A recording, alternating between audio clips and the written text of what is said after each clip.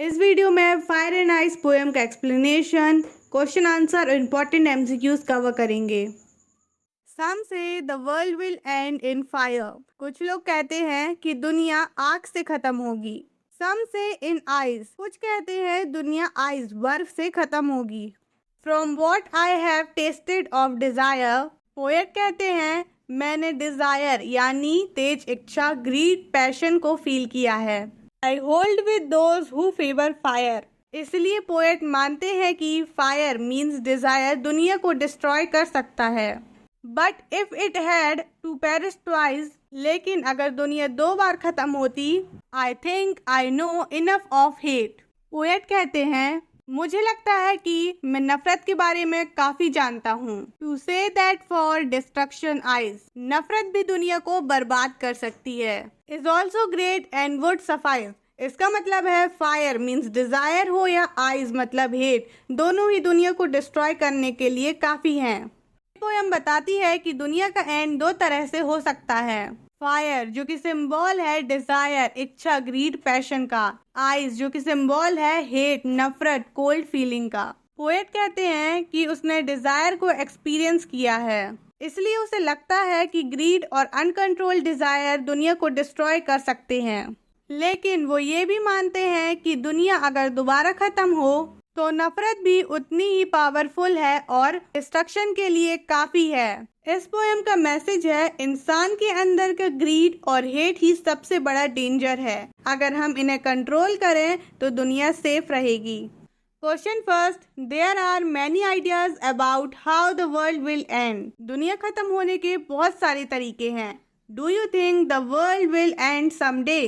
क्या आप ऐसा सोचते हैं कि एक दिन दुनिया खत्म हो जाएगी? Have you ever thought what would happen if the sun got so hot that it bursts or grows colder and colder? क्या आपने कभी सोचा है कि अगर सूरज एक दिन इतना गर्म हो जाए कि फट जाए या ठंड होकर जम जाए तो क्या होगा? Answer, there are definitely many ideas about how the world will end. यकीनन ऐसे बहुत सारे तरीके हैं जिससे ये दुनिया खत्म हो सकती है।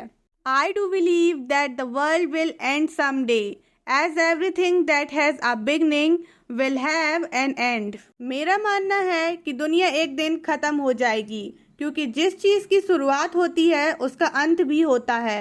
This stands true for the world also. ये बात दुनिया के लिए भी सच है। If the sun gets so hot that it bursts, there will be fire everywhere and it would lead to destruction of earth. अगर सूरज इतना गर्म हो जाए कि फट जाए तो हर जगह आग लगने के कारण दुनिया खत्म हो जाएगी। And if it grows colder, there will be ice everywhere on earth and life in any form would not be able to sustain in such low temperature. अगर ठंड बढ़ती है तो अर्थ पे हर जगह बर्फ ही बर्फ होगा, जिससे कोई भी लाइफ फॉर्म सरवाइव नहीं कर पाएगी इतने लो टेम्परेचर पे।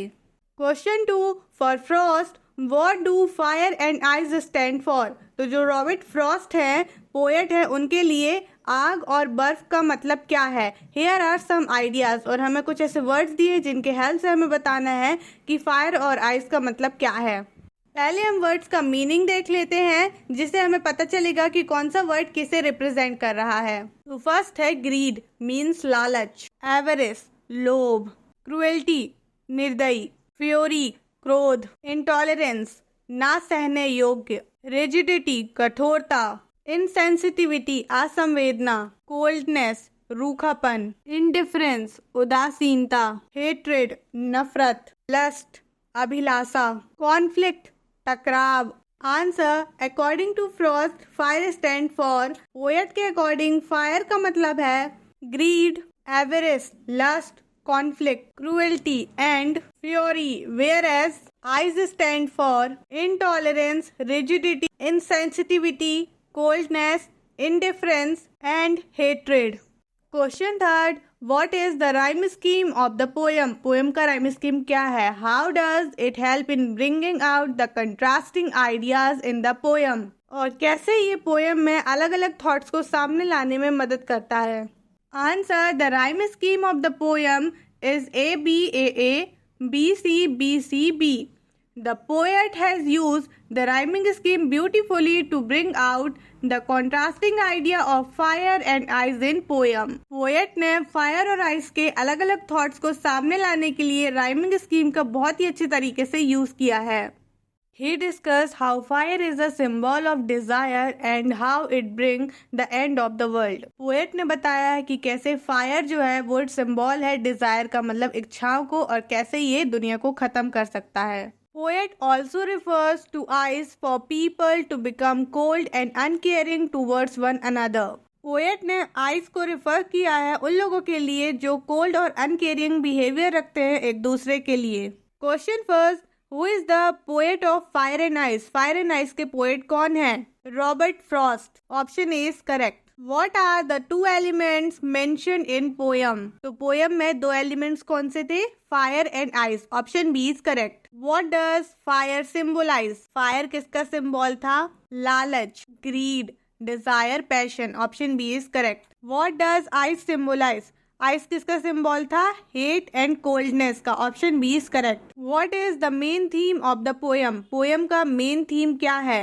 Human emotions can destroy the world. Option B is correct. According to some people, the world will end in.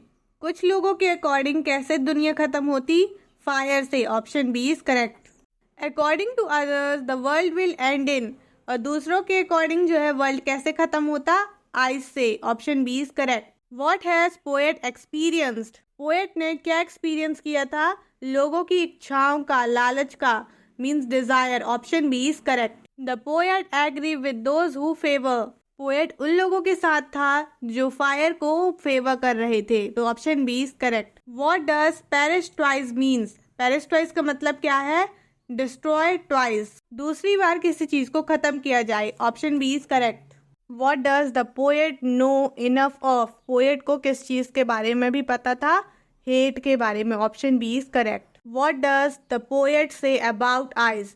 Poet ने आइस के बारे में क्या बोला था? It is powerful enough to destroy. ये काफी पावरफुल है सब कुछ खत्म करने के लिए. Option B is correct. The tone of the poem is. Poem का टोन कैसा था? Serious and thoughtful. Option B is correct. The poem is a type of. Poem किस टाइप का है? Lyrics poem. Option B is correct. Fire represent. तो fire किसे represent करता है? Intense emotion. Option B is correct. Ice represent. Ice किसे represent कर रहा है? इंडिफरेंस या कोल्ड इमोशंस को. तो option B is correct. Poet suggest that. Poet ने क्या सजेस्ट किया? Both are equally destructive. दोनों ही इक्वली जो है सब कुछ खराब कर सकते हैं, विनाश कर सकते हैं. तो option C is correct. What is the rhyme scheme of the poem? Poem का राइम स्कीम क्या था? A B A B C B C B. Option B is correct. The poem consist of 9 lines. Option C is correct. Poem में 9 lines हैं. The word favour means. Favour means क्या है? मतलब support है, हमारा पसंद है, फेवर करते हैं, हम उसे प्रेफर करते हैं. तो option B is correct. Support and prefer. The word suffice means. Be enough means काफी है. Option B is correct. The poem highlights. Poem क्या हाईलाइट कर रहा है? Human emotions and their efforts. Option B is correct.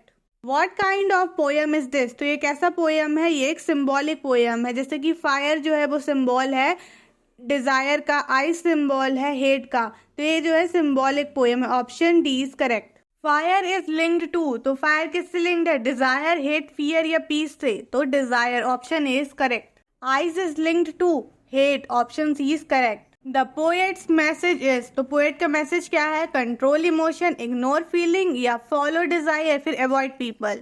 तो इनमें से जो है कंट्रोल इमोशन जो है सही आंसर है. Option A is correct. Which emotion is more dangerous according to the poem? तो कौन सा इमोशन जो है वो ज्यादा खतरनाक है पोएम के according? Only desire, only hate, या फिर बोथ आर इक्वली डेंजरस, या फिर कोई भी नहीं, नन. तो option C is correct. Both are equally dangerous. The poem is written in. तो पोएम को कैसे लिखा गया है? सिंपल लैंग्वेज में. Option A is correct. Fire and ice are example of symbolism. Option B is correct. Last question. The poem ends with the idea that fire is better, ice is better, both can destroy the world, neither matters. Both can destroy the world, option C is correct. Fire and ice means desire और hate दोनों ही जो है world को destroy कर सकते हैं। तो thank you for watching, do like, subscribe and share.